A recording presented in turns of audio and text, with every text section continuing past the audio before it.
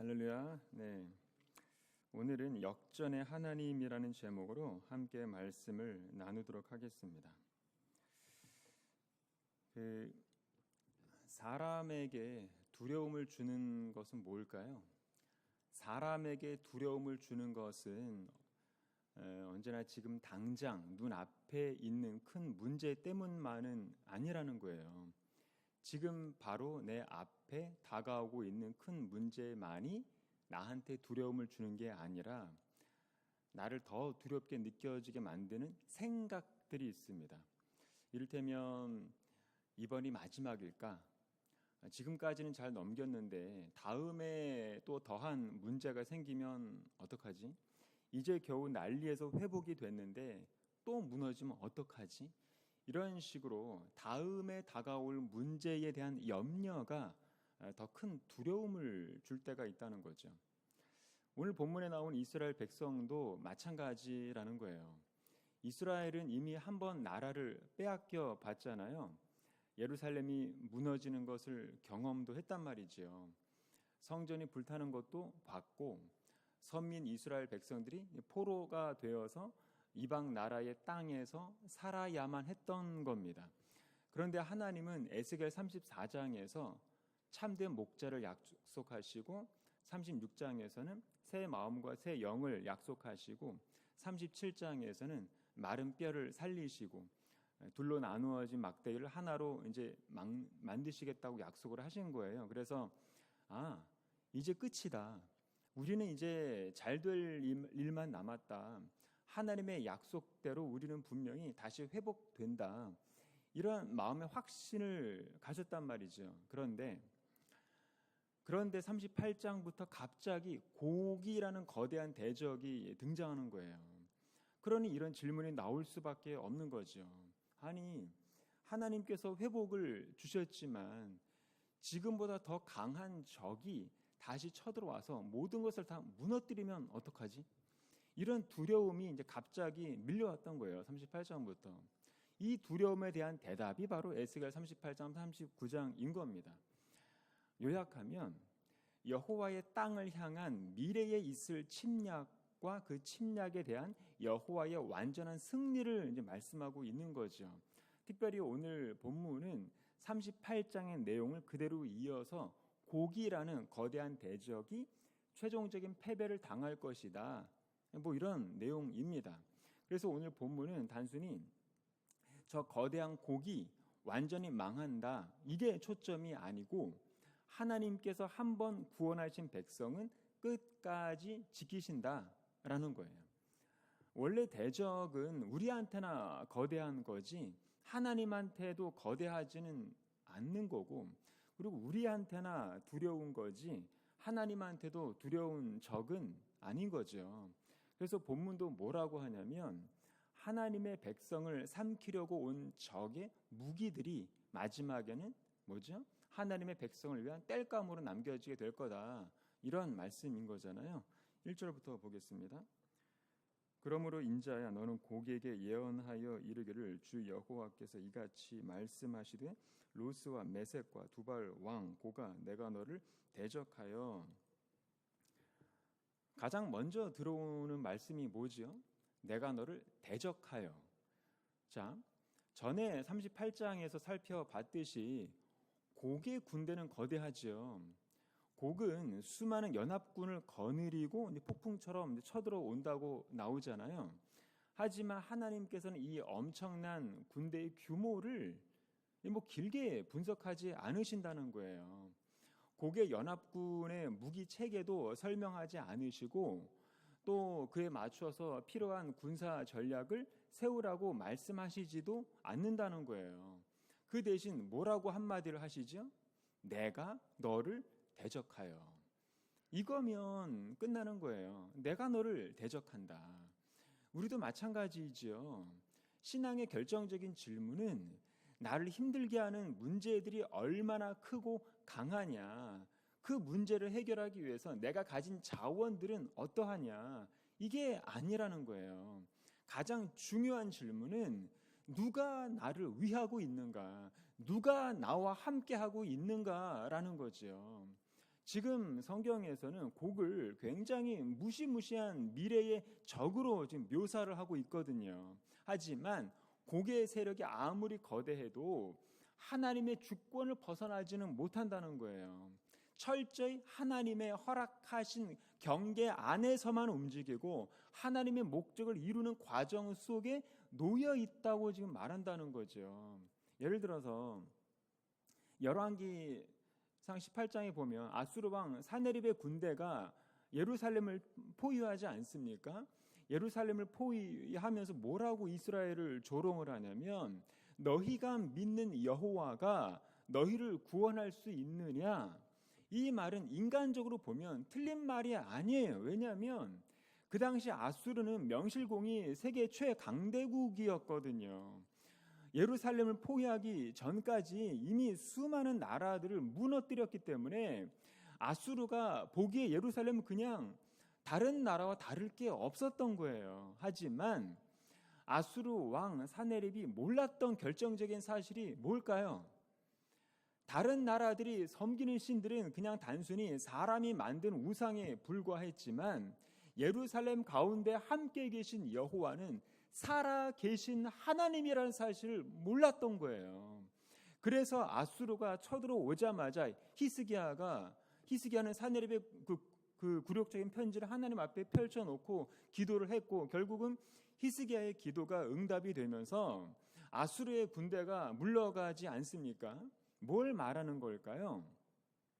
아수르라는 거대한 대적이 아무리 자기 욕망대로 움직인다고 할지라도 그건 다 하나님의 도구일 뿐인 것처럼 오늘 본문의 곡 역시도 그 어떤 권세와 야망을 가졌든 간에 하나님의 주권을 벗어나지는 못한다는 거예요.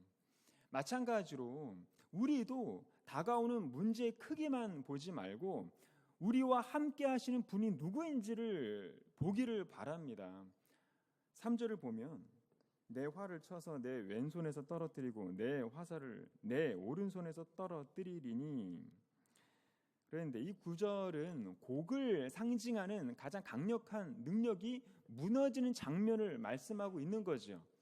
왼손에는 활이 있고 오른손에는 화살이 있다. 활과 화살은 곡이 가진 강력한 공격 능력이잖아요.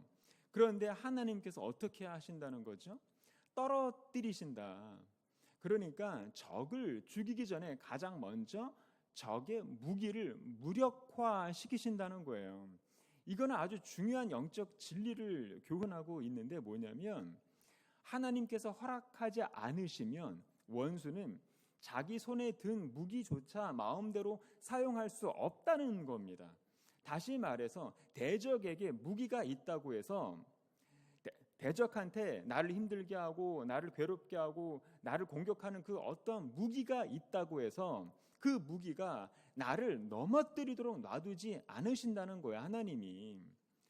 마찬가지로 내 가정을 힘들게 하는 사탄에게 어떤 그런 계획이 있다고 해서 그 계획이 반드시 성공하는 것도 아니고 나를 힘들게 하는 사람이 그 어떤 악의를 가지고 있다고 해서 그 악의가 하나님의 뜻을 넘어설 수도 없는 겁니다.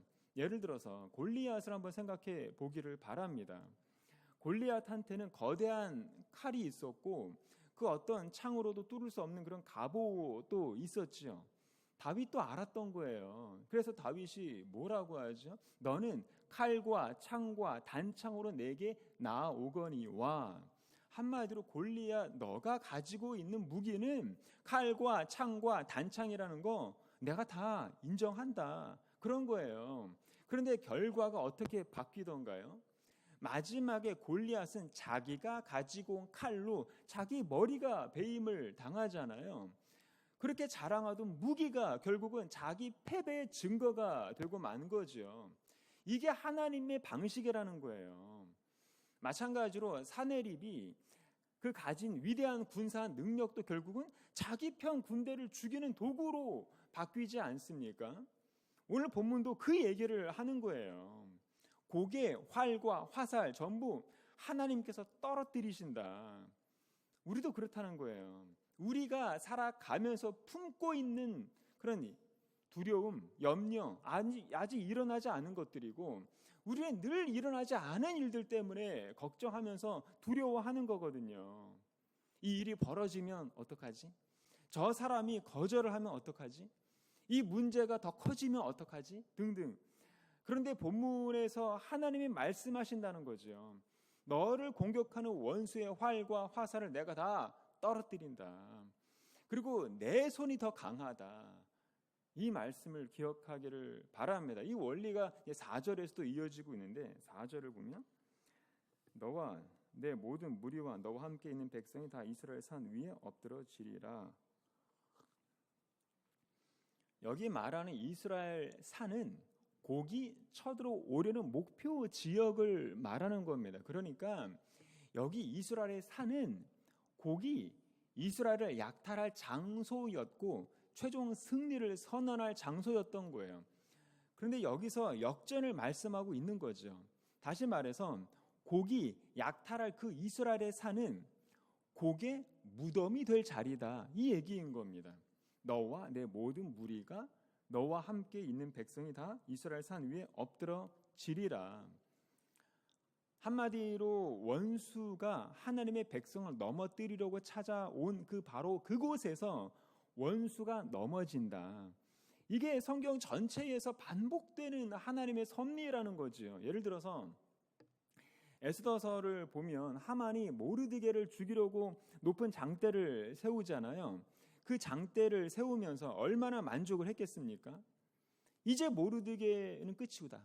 내가 모르드게를 짓밟고 모르드게보다 위대하다는 사실을 선언하겠다. 이런 거란 말이죠.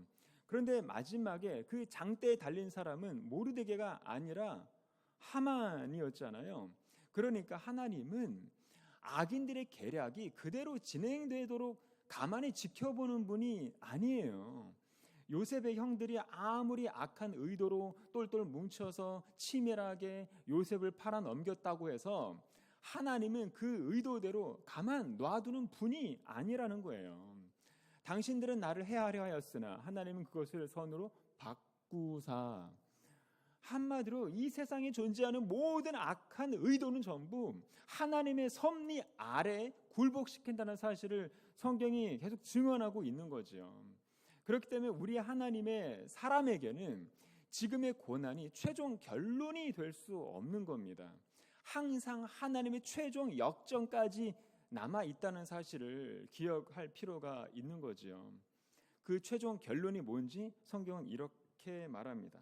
4절 뒤에 보면 내가 너를 각종 사나운 새와 들짐승에게 넘겨 먹게 하리니 내가 빈들에 엎드러지리라. 이는 내가 말하였음이니라. 주 여호와의 말씀이니라. 그 고대 세계에서 사람으로서 가장 큰 수치가 뭐냐면 죽고 나서 매장되지 못하는 거거든요. 매장되지 못하면 그 시체가 새와 들짐승에게 먹이가 되기 때문에 이거야말로 가장 큰 치욕을 의미하는 겁니다. 지금 곡이 그렇게 된다는 말씀인 거예요. 원래 곡은 자기 영광을 얻으려고 이스라엘에 쳐들어오는 거잖아요. 쳐들어와서 전리품을 빼앗고 자기 이름을 높이려고 하는 거죠. 하지만 최종적으로 남는 것은 명예가 아니라 수치다. 그런 겁니다. 그러니까 곡의 문제는 뭐냐면 단지 이스라엘을 군사적으로 공격하겠다는 데 있는 게 아니라 하나님의 도성과 하나님의 백성을 자기 뜻대로 좌지우지할 수 있다고 생각한 교만, 그 교만에 있었던 거예요. 왜냐하면 38장에서 곡이 평안하게 살아가는 이스라엘 백성을 보고 뭐라고 하냐면 내가 올라가서 약탈하리라 그러잖아요. 그러니까 곡의 치밀한 계획 속에는 하나가 빠져 있었던 거예요. 그게 뭘까요? 그 백성의 보호자가 바로 하나님이라는 사실을 계산에 넣지 않았던 거지요.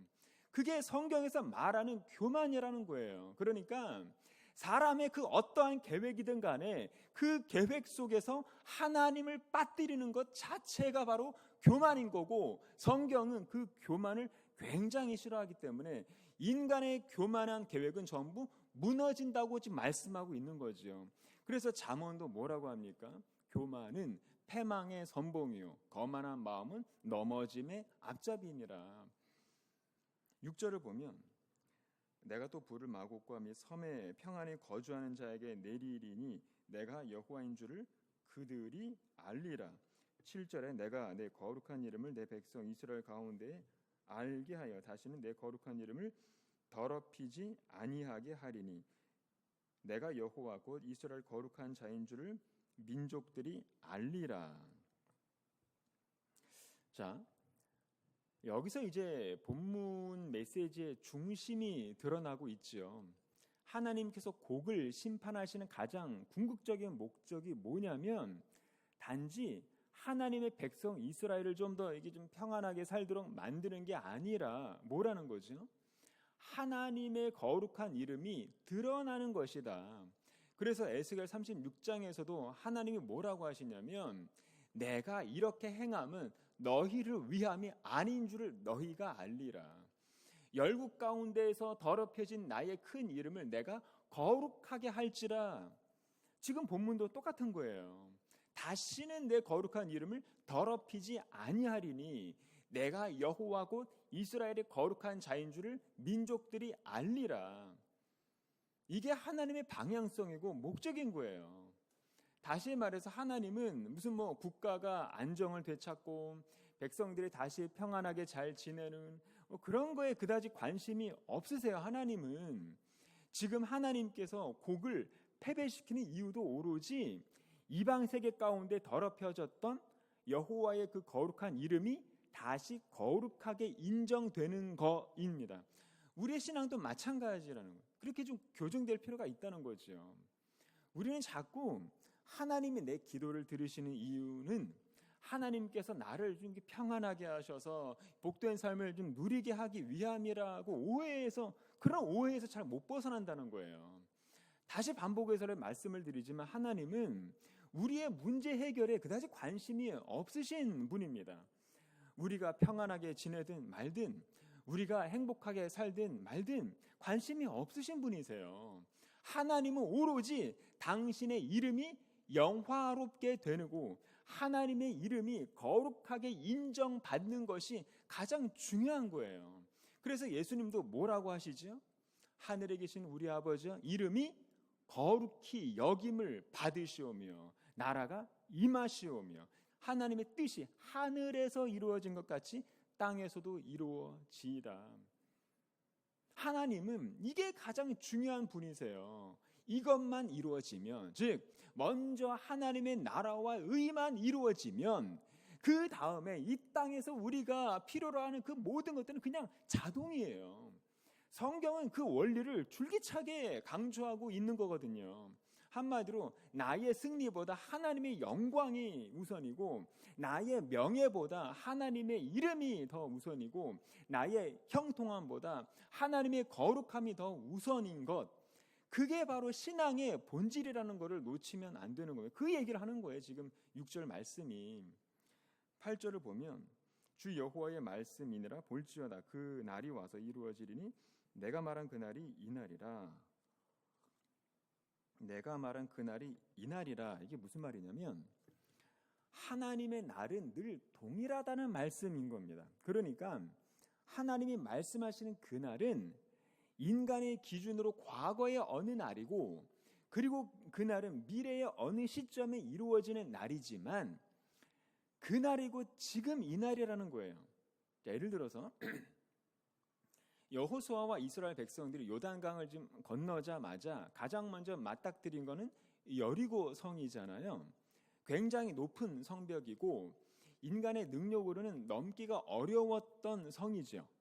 그런데 하나님께서 뭐라고 말씀을 하시냐면 보라 내가 여리고 그 왕과 용사들 내 손에 넘겨 주었으니, 이미 넘겨 주었다. 과거 완료형으로 지금 말씀을 하신다는 거예요. 아직 성벽은 그대로인데. 어쨌거나 이스라엘은 말씀을 붙들고 성을 돌잖아요. 첫째 날을 돌았지만 성은 그대로고, 그죠? 둘째 날도 돌았지만 그대로고, 셋째 날도 그대로고, 여섯째 날까지 돌았지만 성은 아무 변화가 없었던 거예요. 그런데 일곱째 날에 하나님께서 정하신 순간에 성이 무너진 거예요.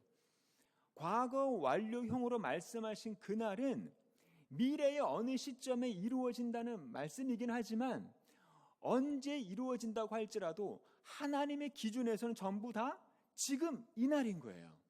이게 하나님의 날인 거예요. 원래 인간이라는 존재는 이 시간에 갇혀 사는 존재이다 보니 과거와 현재와 미래를 이렇게 구분해서 생각하는 버릇이 있잖아요. 그래서 과거와 미래는 인간의 힘으로는 이렇게 통제할 수 없는 영역이라는 개념이 있다는 거죠. 이게 인간의 한계거든요. 하지만 하나님은 과거와 현재와 미래의 구분이 없이 그냥 다 동일한 날인 거예요. 하나님 입장에서는. 그래서 하나님이 말씀하시면 과거에 말씀하셨던 미래에 말씀을 하셨던 상관없이 전부 다 지금 현재라는 거죠. 주 여호와의 말씀이니라 볼지어다 그날이 와서 이루어지리니 내가 말한 그날이 곧 이날이라. 믿음의 원리가 바로 여기서 나오는 거예요. 믿음은 지금 현재 눈앞에 그런 성벽이 없어졌기 때문에 하나님의 말씀을 믿는 것이 아니라 지금 현재 눈앞에 성벽이 존재하는 여부와 상관없이 하나님을 믿는 것, 그게 믿음이라는 거예요. 아직 이루어지지 않았다고 약속을 의심하는 것이 아니라 아직 내 눈앞에 보이지 않는다고 하나님이 잊으신 것이 아니라 하나님의 날은 언제나 그날이 곧 이날이다. 그게 믿음이라는 거예요. 그래서 히브리서 성경도 뭐라고 합니까? 믿음으로 모든 세계가 다 하나님의 말씀으로 지어진 줄을 우리가 아나니 보이는 것은 나타난 것으로 말미암아 된 것이 아니니라. 9절을 보면 이스라엘 성읍들에 거주하는 자가 나가서 그들의 무기를 불태워 사르되 큰 방패와 작은 방패와 활과 화살과 몽둥이와 창을 가지고 7해 동안 불태우리라. 9절은 전쟁이 끝난 후를 지금 묘사하는 구절이죠. 그래서 침략했던 고개 군대가 무너지고 고개 연합군의 무기는 어떻게 한다고 나오죠?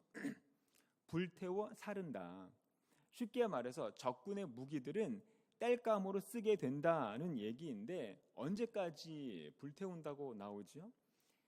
7년 동안. 그러니까 군사 장비들이 어마어마하게 많다는 거잖아요. 그래서 시편에도 보면 시편 46편 9절에 그가 땅끝까지 전쟁을 쉬게 하시며 활을 꺾고 창을 끊으며 수레를 불사르시는도다. 이게 하나님 나라의 특징이라는 것을 보여주는 겁니다. 전쟁의 도구를 다 태우고 사람을 죽이는 도구가 더 이상 필요하지 않게 되는, 원수가 가지고 온 것들은 오히려 하나님의 백성의 유익을 위해서 사용이 되는. 예를 들어서 요셉에게 있어서 구덩이는 하나의 악이라고 할 수 있잖아요. 노예 생활도 악이고 보디발 아내의 거짓 고발도 악이고 감옥 생활도 악 그 자체죠.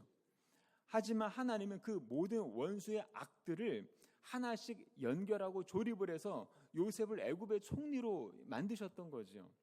그래서 요셉도 뭐라고 하던가요? 당신들은 나를 해하려 하였으나 하나님은 그것을 선으로 바꾸사. 하나님은 바꾸시는 거예요. 모든 인간의 계략들, 악한 불의의 도구들 다 바꾸시는 분이 하나님이신 거예요. 마찬가지로 오늘 본문에서도 고개 연합군은 처음부터 악한 목적을 가지고 들어온 거잖아요.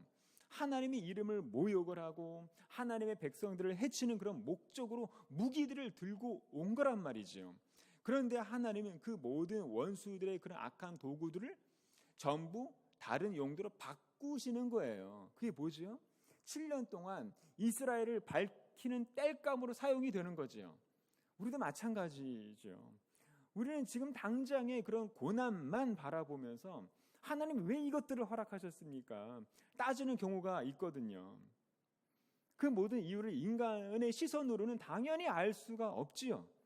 하지만 한 가지는 분명히 믿을 수 있는데 하나님은 우리의 상처조차도 낭비하지 않으신다는 거예요. 우리의 실패와 우리의 눈물과 우리의 고난과 우리의 광야의 그런 시간들을 다 일일이 바꾸시고 연결하셔서 하나님만을 의지하는 그런 겸손의 학교를 만드신다는 거예요. 그래서 10절에서 뭐라고 합니까? 이같이 그 무기로 불을 피울 것이므로 그들이 들에서 나무를 주워지 아니하며 숲에서 벌목하지 아니하겠고 전에 자기에게서 약탈하던 자의 것을 약탈하며 전에 자기에게서 늑탈하던 자의 것을 늑탈하리라. 주 여호와의 말씀이니라. 처음에 곡이 무엇 때문에 쳐들어왔지요? 38장에 보면 물건을 겁탈하고 노략하기 위해서라고 나오잖아요. 그런데 39장에서는 역으로 곡이 노략을 당하는 장면을 지금 보여주는 겁니다. 전에 자기에게서 약탈하던 자의 것을 약탈하며. 상황이 이렇게 변하게 될 거를, 역전하게 될 거를 이스라엘이 알았을까요? 전혀 몰랐겠죠. 예를 들어서 역대하 20장에 보면 모압과 암몬의 그 연합군이 유다를 공격하는 장면이 나오거든요. 그 당시 유다와 여호사밧 왕이 두려워하면서 하나님 앞에 뭐라고 기도를 하냐면, 우리를 치러 오는 이 큰 무리를 우리가 대적할 능력이 없고 어떻게 할 줄도 알지 못하옵고 오직 주만 바라보나이다. 어떻게 할 줄도 알지 못하옵고 오직 주만 바라보나이다. 이게 믿음이라는 거예요. 신앙은 모든 해결책을 다 갖고 있는 게 아니에요. 어떻게 될지를 하나도 모르지만 믿고 기다리는 것. 해결책을 전혀 모르지만 그 대신에 누구를 바라봐야 되는지를 아는 것. 이게 신앙이라는 거죠. 오늘도 그 믿음으로 하나님만을 바라보고 저와 여러분이 되시길 바랍니다. 기도하겠습니다. 사랑과 은혜가 충만하신 하나님 아버지, 은혜에 감사를 드립니다. 오늘도 눈앞에 문제보다 크신 주님을 바라보게 하시고 어떤 대적도 주님의 손을 벗어날 수 없음을 믿게 해 주시옵소서. 두려움 대신에 믿음으로 서게 하시고 우리의 모든 상황을 통하여서 오직 하나님의 이름만 높아지게 하시고 십자가와 부활로 이미 승리하신 예수님을 의지하면서 끝까지 담대하게 살아가도록 인도해 주시옵소서. 감사드리며 거룩하신 예수님의 이름으로 기도드립니다. 아멘. 시간 말씀을 생각하면서 기도하시고요.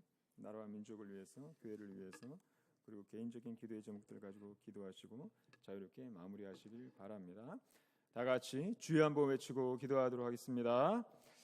주여. 사랑과 은혜가 충만하신 하나님 아버지, 주님만을 찬양드립니다. 하나님, 오늘 말씀을 통하여서 아무리 거대한 대적이라 할지라도 오직 주님의 주권 아래에 있음을 깨닫게 하시니 감사를 드립니다. 눈앞의 문제와 두려움을 바라보면서 낙심하지 않게 하시고 너를 대적하리라 말씀하시고 백성을 위해 싸우신 하나님과 바라보게 해주시옵소서. 우리를 향한 그 어떤 악한 계획도 주님의 뜻을 넘어설 수 없고 원수의 활과 화살도 주님께서 허락하지 않으시며 우리를 무너뜨릴 수 없음을 믿게 해 주시옵소서. 우리 삶의 복부와 같이 거대하게 느껴지는 그런 문제가 찾아올 때마다 문제의 크기보다 하나님의 크심을 바라보게 하시고 어떻게 해야 할지 알지 못할 때 여호사밧처럼 오직 주만 바라보나이다라고 고백하도록 도와주시옵소서. 모든 것을 합력하여 선을 이루시는 하나님의 섭리를 신뢰하게 하시고 요셉의 고난을 생명의 길로